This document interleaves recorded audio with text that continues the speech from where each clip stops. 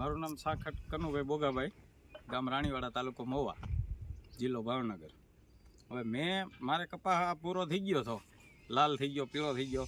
એ પછીના જે 2 છંટકાવ આ સાગરિકાના અને 3 છંટકાવમાં ઇફકોની બધી બ્રાન્ડ જેવા કે 7244, 0050, 5234 આ બધાના 2-3 છંટકાવ કર્યા અને આ રીતનો કપાસમાં ચેન્જ થઈ ગયો. આ સાવ પીળું જ હતું અને લાલ થઈ ગયેલો જ હતો.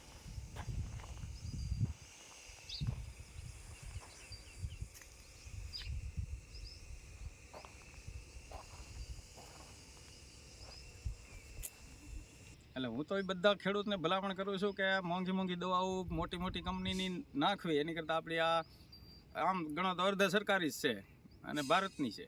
તો આ કંપનીની દવાઓ, ખાતર બધું વાપરો તો આપણે બેનિફિટ થાય છે અને ઉત્પાદન પણ મળે છે અને આપણો પૈસો આપણા દેશમાં.